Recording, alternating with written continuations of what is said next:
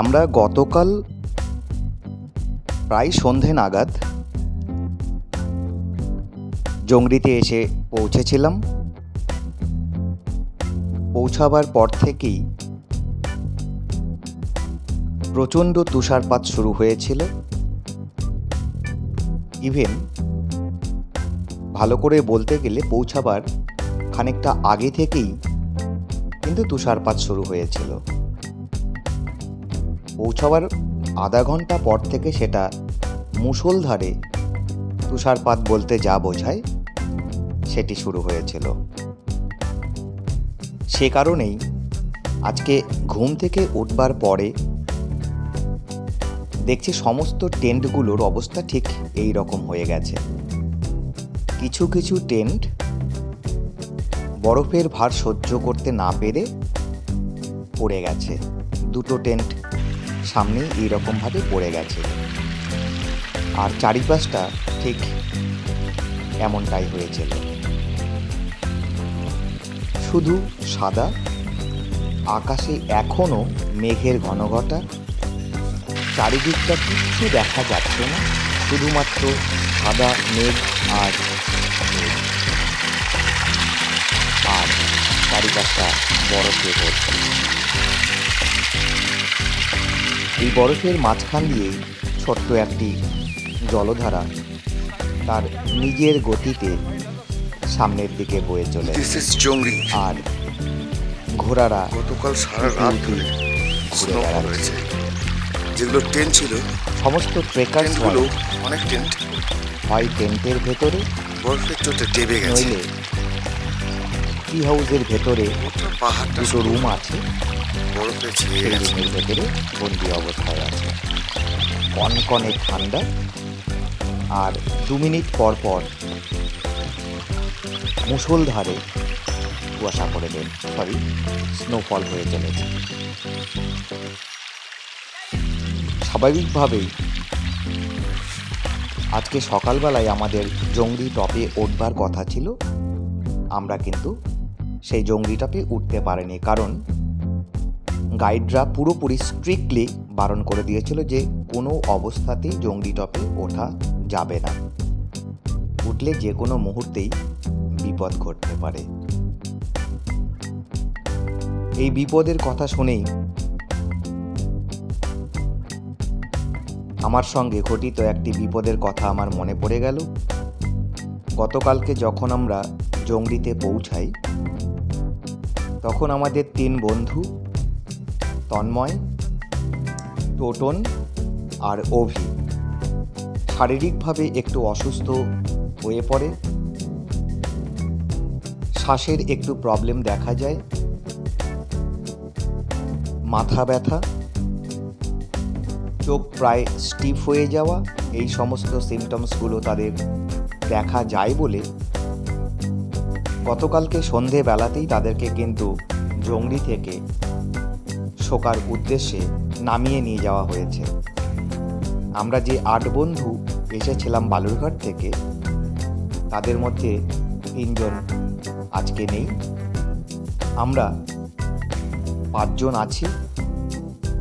এখন অবধি আমাদের মধ্যে যা কথাবার্তা হয়েছে তাতে বাকি 4 জনও হয়তো নেমে যাবে।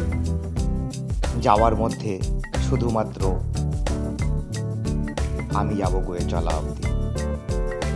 আমিও হয়তো নেমে যেতাম, কিন্তু প্রকৃতির প্রতি টান, আর বন্ধুরা সবাই মিলে বলেছিল যে কেউ যদি না যায় আমাদের জার্নিটা কেমন যেন একটা অসম্পূর্ণতা পাবে। সে কারণেই তারা আমাকে যেতে খানিকটা অনুরোধ করে এবং আমি রাজি হয়ে যাই। এই দুঃখটা আছে, কিন্তু এই যে গাছের উপরে তুষার, পাথরের উপরে তুষার, বাড়ির চালের উপরে তুষার, টেন্টের উপরে তুষার, ঘোড়ার পিঠের উপরে তুষার, অর্থাৎ সর্বত্র তুষারের যে ছড়াছড়ি, সেটি কিন্তু সত্যিকারের বলতে গেলে আমার মনকে দুঃখের হাত থেকে খানিকটা মুক্তি দিয়েছে। কারণ এত সুন্দর দৃশ্য দেখতে দেখতে কখন যেন ভুলেই গেছি যে আমি এখন থেকে প্রায় একাকেই বাদবাকি পথটা কমপ্লিট করতে হবে। ঠিক আছে, কিছু কিছু ক্ষেত্রে এমন সময় আসে যখন এমন পরিস্থিতি উদ্ভূত হয় এবং পরিস্থিতিকে ট্যাকেলও করতে হয়। আমিও ঠিক সেই মানসিকতা নিয়েই কিন্তু এখন এগোচ্ছি। দূর প্রান্তের পাহাড়গুলোকে এত সুন্দর লাগছে যেন মনে হচ্ছে যে আমি ঠিক অন্য কোনো একটা জগতে চলে এসেছি। স্বাভাবিকভাবে এই চিত্র বা এই দৃশ্য এতদিন অবধি কল্পনাও করিনি। আজকে চোখের সামনে সেটি যখন এসে হাজির হয়েছে তা কিন্তু সত্যিই আমাকে অবাক করে দিয়েছে। এতটাই সুন্দর লাগছে প্রকৃতিকে, তখন সমস্ত না পাওয়াগুলো যেন পাওয়াই বদলে গেছে। দুঃখ, দুর্দশা, কষ্ট, দৈন্যতা, সংকীর্ণতা সব মুছে ধুয়ে একেবারে শেষ। এই ছোট্ট প্রবহমান ধারাটির মতো আমার মনের সংকীর্ণ খারাপ লাগাগুলো যেন কেমন ধুয়ে মুছে সামনের দিকে প্রবাহিত হতে শুরু করেছে। অত্যন্ত ভালো লাগছে এবং ভালো লাগবারই কথা। আর এটাও জানি পৃথিবীর যে কেউ এখানে আসুক না কেন, এমন পরিবেশের বা এমন পরিস্থিতির সম্মুখীন যদি তারা হয় তাদেরও এটি ভালো লাগতে বাধ্য। জলের কুলুকুলু শব্দ, স্নোফলের ফ্লেক্স পড়ার শব্দ, হাওয়ার শব্দ, পাখিদের কলতানের শব্দ, অর্থাৎ চারিপাশে শব্দেরও প্রচুর সমাহার। সেই শব্দগুলোও যেন একটা কি বলবো অনুভূতি, আলাদা অনুভূতি তৈরি করছে, আলাদা রকমের একটা পরিবেশ সৃষ্টি করছে যা আপনাকে সব কিছু থেকে আলাদা করে প্রকৃতির সঙ্গে একাত্ম হতে সাহায্য করছে। কি এক অভূতপূর্ব, অভাবনীয়, অকল্পনীয় একটি পরিবেশ। ওই যে জুড়ে পাহাড়ের মাথায় জংড়ি টপ, এই ঘরটি হলো টি হাউসের রান্নাঘর। এটি হলো অরিজিনালি টি হাউস। এখানটায় কিছু স্বল্প পাতাযুক্ত গাছের উপরে বরফগুলো যখন পড়েছে মনে হচ্ছে বরফের তৈরি একটি গাছ সেখানটায় দাঁড়িয়ে রয়েছে। বিভিন্ন কালারের টেন্টগুলোকে দেখতে অপূর্ব লাগছে। এক কথায় তা বলা সম্ভব নয়, ইভেন ভাষাতেও প্রকাশ করা সম্ভব নয়।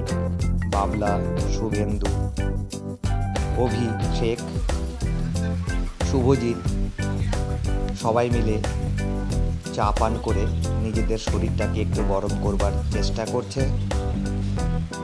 আর এইখানটাতে দেখুন কি সুন্দরভাবে তুষারগুলো গাছের ডালপালা সবার উপরে একটা মায়ামোহ পরিবেশের সৃষ্টি করেছে। ঝুরঝুর করে বরফগুলো উপর থেকে নিচের দিকে পড়ছে।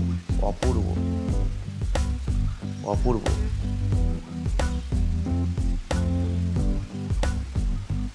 এমন পরিবেশে নিজেকে বেঁধে রাখা যায় না। মনটা কেমন যেন শিশু সুলভ হয়ে ওঠে।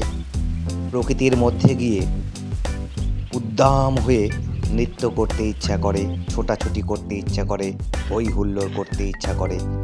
যেন মনে হয় প্রকৃতি আর আমি এক হয়ে গেছে, এখানে আলাদা কিছু হবার নয়।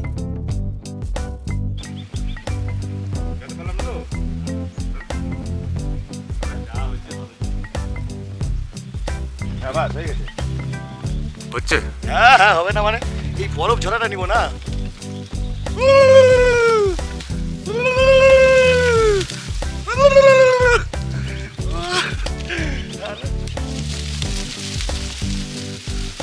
Enjoy. এনজয় ইয়োরসেলফ ভাই, এনজয় এনজয় বাস।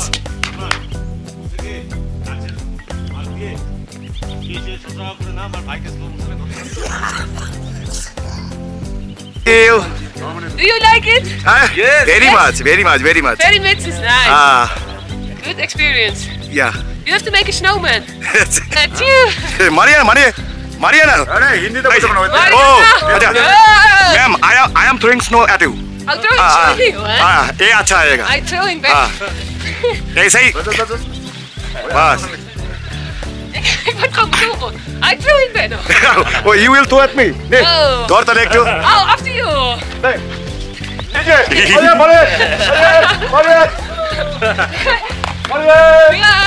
ওই লোহা আছে টেন্টে লোহা আছে উঠছে তো দেখছিস? টেন্টে লোহা আছে Yeah. এই টেন্টে লোহাগুলো আছে পা কাটবে Woohoo.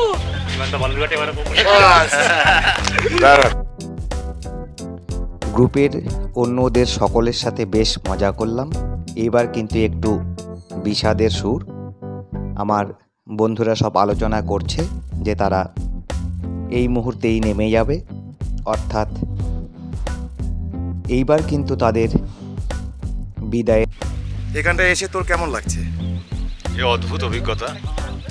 সবচেয়ে বড় কথা, এই অভিজ্ঞতা, এই সৌন্দর্য উপভোগ করতে হলে সামান্য কিছু কষ্ট সহ্য করে আমাদের এই বরফের টানে, এই পাহাড়ের টানে, কাঞ্চনজঙ্ঘার প্রতি ভালোবাসার টানে আমাদেরকে আসতে হবে। এই ছবির মাধ্যমে আমরা যেটুকু দেখি, যেটুকু উপভোগ করি, সেটা কিন্তু যথেষ্ট নয়। আমরা যদি প্রকৃতিকে উপভোগ করতে চাই, আমাদের এই চোখে যে লেন্স আছে, সেই লেন্সের চেয়ে বড় লেন্স এখনো বিজ্ঞান আবিষ্কার করতে পারেনি। এখানে এসে মনে হচ্ছে আমরা স্বর্গের খুব কাছাকাছি চলে এসেছি। এই দৃশ্য, এই বন্ধুত্ব, এই ভালোবাসা, এই চ্যালেঞ্জ, এটাই জীবন। জীবনে এর বাইরে কিছু নেই। আমি সবাইকে বলবো, সবাইকে আসতে বলবো, অনুরোধ করব, এই যে নাজারা, এই যে প্রকৃতি, এই প্রকৃতিকে হৃদয়ের সাথে একাত্ম করে নিতে হলে সকলকে আসতে হবে। সামান্য কিছু কষ্ট, সামান্য কিছু চ্যালেঞ্জ যেটা আমাদেরকে নিতে হবে, সেটা এখানে আসলে আমরা এনজয় করতে পারবো। এবং এখানে আসার পরে যে জিনিসটা আমরা পাবো,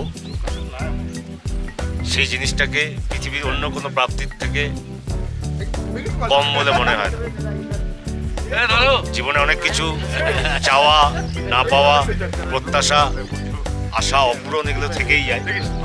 কিন্তু এইরকম জায়গায় যখন আপনারা আসবেন, তখন মনে হবে জীবনের সমস্ত না পাওয়া, সমস্ত অভাব, সমস্ত অভিযোগ এখানে এসে যেন আমরা পেয়ে গেলাম।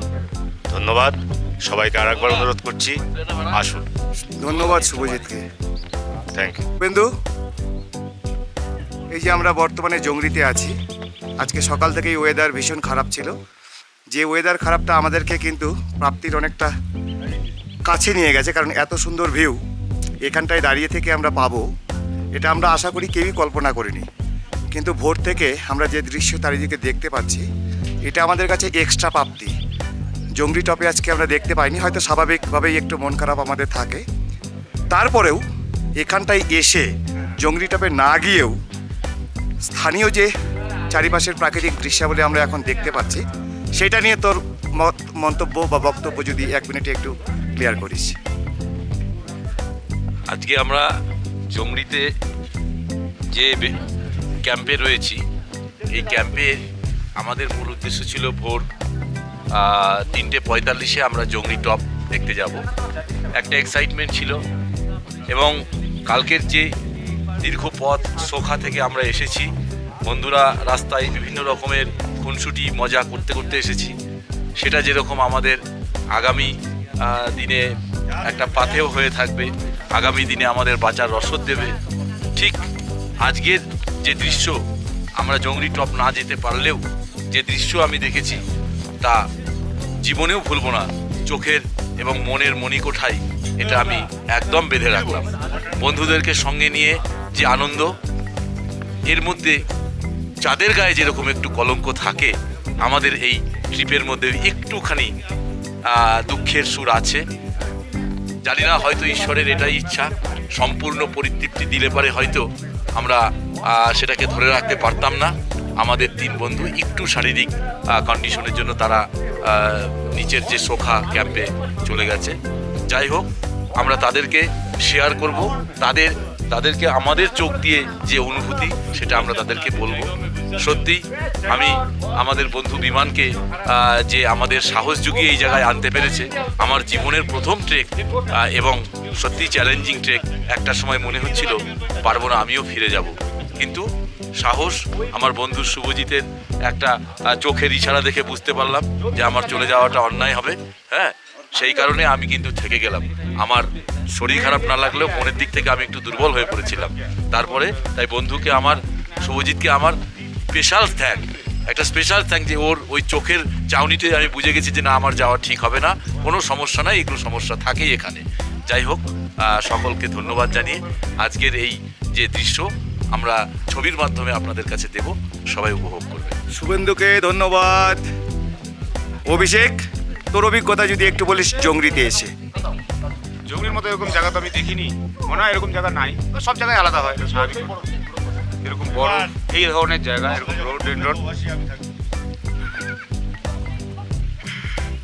এই জায়গাটা এরকম ফার্স্ট। আমরা এতদূর ট্রেক করে আসলাম, হয়তো যেতে পারলাম না জঙ্গলিটা, কিন্তু ঠিক আছে, এই অবধি থাক, পরের বার আবার আসবো। এই যে ভিডিও তুলছে বিমানদা, ওর সাথেই আসবো, আমি ঠিক করে নিছি, এবং আসতেই হবে এই জায়গায়। তখন যাবো জঙ্গলি টপ আর গৈচার, আর কোথাও যাবো না। ওকে, থ্যাংক ইউ। না, তোর যদি একটু মতামত মানে শেয়ার করিস ভাই আমাদের সঙ্গে, এখানে এসে কেমন লাগছে? সুবিধা কি দিচ্ছ গো? আমি বাবলা, আমরা বন্ধুরা মিলে সবাই মিলে গোচেলা ট্রেক করতে এসেছিলাম, কিন্তু বর্তমানে আমরা এই যে জংড়িতে এসে পৌঁছেছি। এখানকার যে বিচিত্র অভিজ্ঞতা, এত স্নোফল হয়েছে, যার জন্যে আজ সকালে আমরা জংড়ি যে ভিউ পয়েন্ট, সেই ভিউ পয়েন্টে যাওয়াটা আমাদের ক্যান্সেল হয়ে যায়। কিন্তু জংড়ি ভিউ পয়েন্টে না পৌঁছতে পেরেও এখানে যে এত সুন্দর অপরূপ মনোরম দৃশ্য, এটা আমাদের সমস্ত বন্ধুকে মনোমুগ্ধ করে দিয়েছে। যেতে পারলাম না, সে দুঃখ মনে নিয়ে আশা করছি পরের বার, নেক্সট টাইম আবার সব বন্ধুরা মিলে একসাথে এক পথে গোচেলা আমরা সামিট করবই। নমস্কার। বাহ, বাবলাকে ধন্যবাদ। कोई यूं ही नहीं दिल लुभाता, कोई तेरा मुझसे पहले का नाता, कोई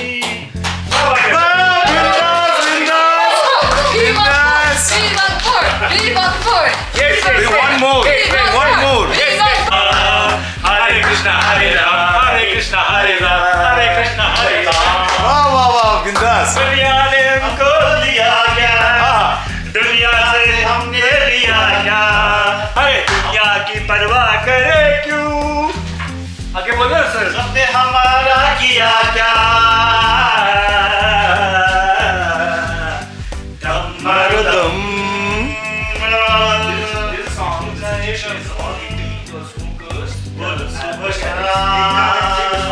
হরে কৃষ্ণ। বাইরে আবার প্রচণ্ড জোরে তুষারপাত শুরু হয়েছে। দেখে মনে হবে যে বৃষ্টিপাত চলছে, কিন্তু আসলে তা নয়। বৃষ্টি যেরকমভাবে পড়ে, তুষারপাতটাও ঠিক সেরকমভাবেই যেন সেখানটায় হচ্ছে। প্রচণ্ড স্পিডে কিন্তু ঝরঝর করে তুষার পড়ছে। এমন তুষারে 15 মিনিট থেকে 20 মিনিটের মধ্যে গোটা পাহাড় ঢুকে যাবার কথা। দেখে কষ্ট হচ্ছে ঘোড়াগুলোকে।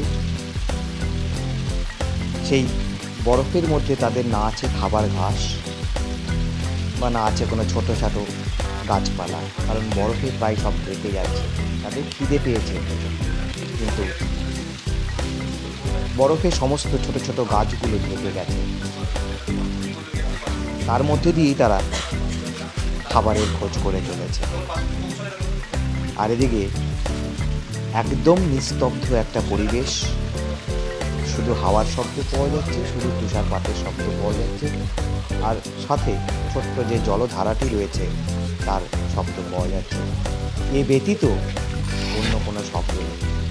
চূড়ান্ত ঠান্ডা, কনকনে হাওয়া, এই মিলিয়ে চলছে। চারিদিক শুধু মেঘ আর মেঘ। মাঝে মাঝে এতটাই মেঘ আসছে যে 5 মিটার দূরের কোনো বস্তুকে চোখে দেখা যাচ্ছে না, শুধু মনে হচ্ছে ধোয়া হয়ে গেছে। বিকেলের দিকে তুষারপাত যখন বন্ধ হয় তখন সিদ্ধান্ত নিলাম যে আমি জংরি টপে যেন তেন প্রকারে হোক যাব। সেই উদ্দেশ্যেই কিন্তু জংরি টপের উদ্দেশ্যে কাউকে না বলেই বেরিয়ে পড়েছে। জংরি টপ উদ্বার রাস্তায় জংরি টপের কাছে প্রায় কাছাকাছি এসে পৌঁছেছি। একটু দাঁড়িয়ে থেকে আমরা নিচে যেখানটায় আমাদের টেন্টে ছিলাম সেই জায়গাটিকে ধরবার চেষ্টা করছি। অনেকটি নিচে, সেটি জুম করার পরেও এইরকম একটা ভিউ আসছে।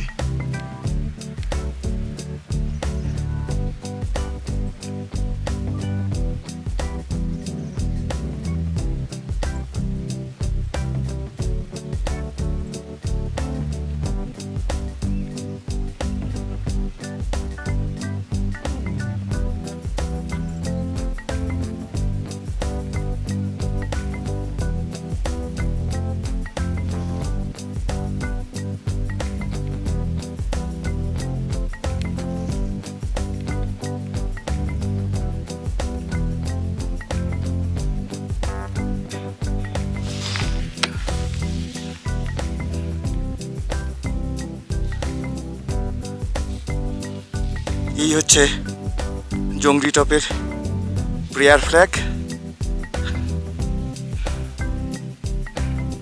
গোটা জায়গা বরফে মুড়ে আছে। এটি হচ্ছে বিশেষ রকমভাবে যে কোনো চূড়াই বা পিকে পাথর দিয়ে সাজানো প্রেয়ারের একটি স্থান। আর চারিদিকে এই যে যতটুকু ভিউ, মানে দূরের পিকগুলো একটিও চোখে আসছে না, আসার কথাও নয়। এই হচ্ছে, খুব সংক্ষেপে আমি আপনাদেরকে একবার দেখাবার চেষ্টা করছি, কারণ আমাকে ইমিডিয়েটলি নেমে যেতে হবে এখানে, নাহলে হেড টর্চ বা অন্য কিছু আমি এখানটায় সাথে করে আনিনি। রাস্তা অন্ধকার হয়ে গেলে আর কিন্তু নামা আমার পক্ষে সম্ভব হবে না, কারণ গোটা পথে শুধু মাত্র আমি একা। খুব সাহস বলুন বা রিক্সি বলুন, সেরকমভাবে আমি এখানটায় উঠে এসেছি। রাস্তা প্রচণ্ড স্লিপারি। সমস্ত পিকগুলোকেই এই যে এই পজিশানটা দেখতে পাচ্ছেন, এই পজিশান থেকে দেখা যায়, কিন্তু দেখুন মেঘ কীরকম, ফলে কিছুই দেখা যাচ্ছে না।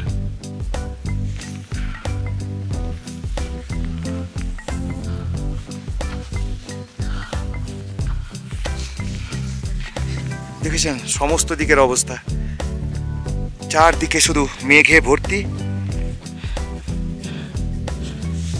শেষবারের মতো এই প্রেয়ার স্টোনগুলোকে আমি আমার নমস্কার জানাই। ভালো লাগছে ভীষণ এখানটায় পৌঁছাতে পেরে।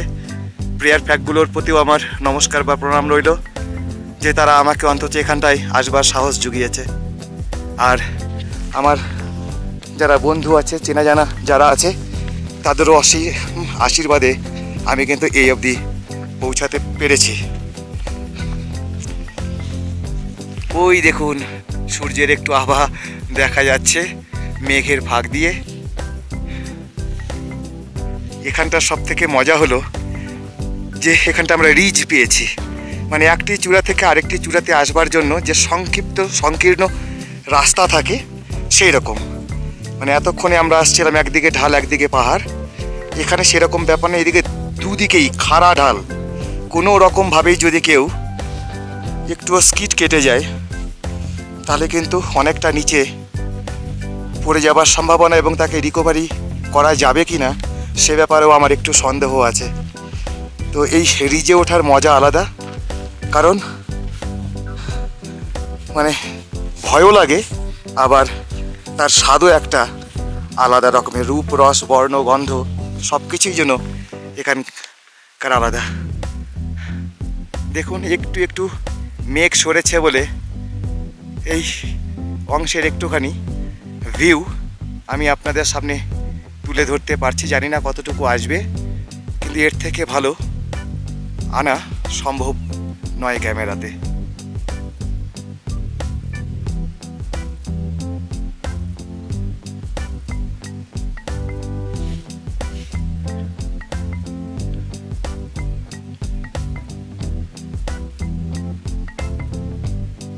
এই যে রিজ, এই যেটার ঢাল, দুদিকেই কীরকমভাবে দেখুন ত্রিভুজের মতো নেমে গেছে, মাঝখান দিয়ে এরকম একটা সংকীর্ণ রাস্তা চলে গেছে।